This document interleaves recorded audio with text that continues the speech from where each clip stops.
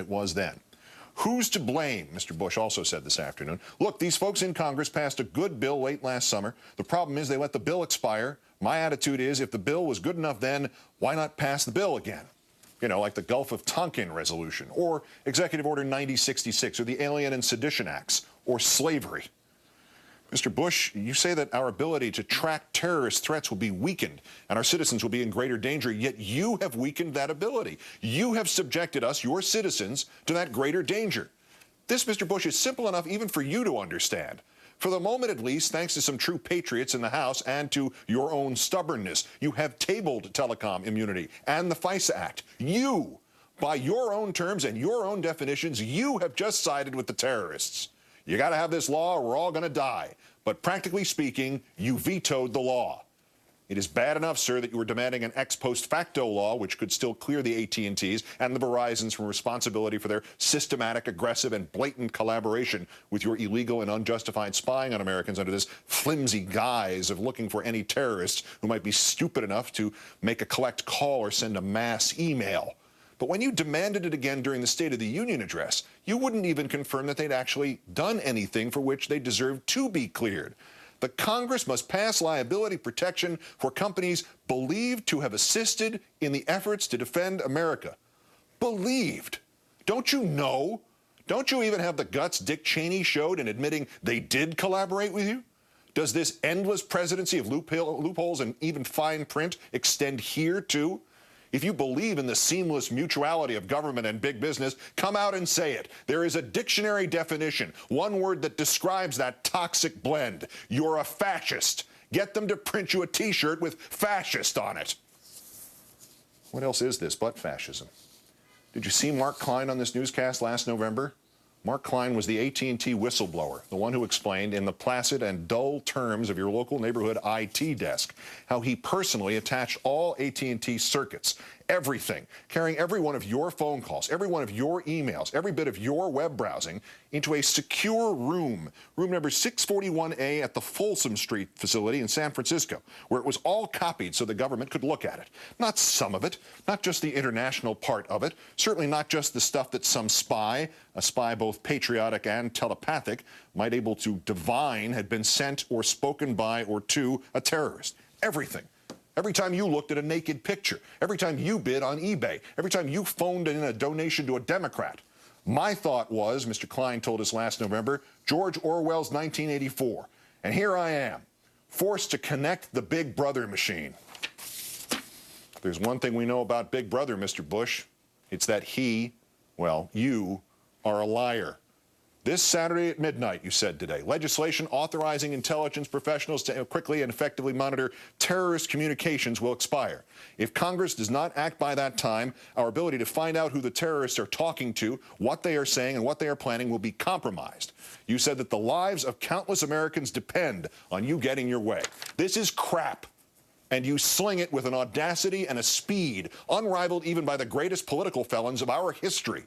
Richard Clarke, you might remember him, sir. He was one of the counter-terror pros, which you inherited from President Clinton before you ran the professionals out of government in favor of your unreality-based reality. Richard Clarke wrote in the Philadelphia Inquirer, "Let me be clear. Our ability to track and monitor terrorists overseas would not cease should the Protect America Act, expire. If this were true, the president would not threaten to terminate any temporary extension with his veto pen. All surveillance currently occurring would continue even after legislative provisions lapsed because authorizations issued under the act are in effect up to a full year." You are a liar, Mr. Bush. And after showing some skill at it initially, you have ceased to even be a very good liar. And your minions, like John Boehner, your Republican congressional crash dummies, who just happen to decide to walk out of Congress when a podium full of microphones await them, they should just keep walking out of Congress and, if possible, out of the country. For they, sir, and you, sir, have no place in a government of the people, by the people, for the people. The lot of you are the symbolic descendants of the despotic middle managers of some banana republic, to whom freedom is an ironic brand name, a word you reach for when you want to get away with its opposite. Thus, Mr. Bush, your panoramic invasion of privacy is dressed up as protecting America. Thus, Mr. Bush, your indiscriminate domestic spying becomes the focused monitoring only of terrorist communications. Thus, Mr. Bush, what you and the telecom giants have done isn't unlawful. It's just the kind of perfectly legal, passionately patriotic thing for which you happen to need immunity. Richard Clark is on the money as usual. That the president was willing to veto this eavesdropping means there is no threat to the legitimate counter-terror efforts still underway. As Senator Kennedy reminded us in December, the president has said that American lives will be sacrificed if Congress does not change FISA. But he has also said that he will veto any FISA bill that does not grant retroactive immunity. No immunity, no FISA bill. So, if we take the president at his word, he's willing to let Americans die to protect the phone companies. And that literally cannot be. Even Mr. Bush could not overtly take a step that actually aids the terrorists. I'm not talking about ethics here. I'm talking about blame. If the president seems to be throwing the baby out with the bathwater, it means we can safely conclude there is no baby. Because if there were, sir, now that you have vetoed an extension of the eavesdropping, if some terrorist attack were to follow, you would not merely be guilty of siding with the terrorists. You would not merely be guilty of prioritizing the telecoms over the people. You would not merely be guilty of stupidity. You would not merely be guilty of treason, sir. You would be personally and eternally responsible. And if there is one thing we know about you, Mr. Bush, one thing you have proved time and time again, it is that you are never responsible. As recently ago as 2006, we spoke words like these with trepidation. The idea that even the most cynical and untrustworthy of the politicians in our history, George W. Bush, would use the literal form of terrorism against his own people was dangerous territory. It seemed to tempt fate, to heighten fear.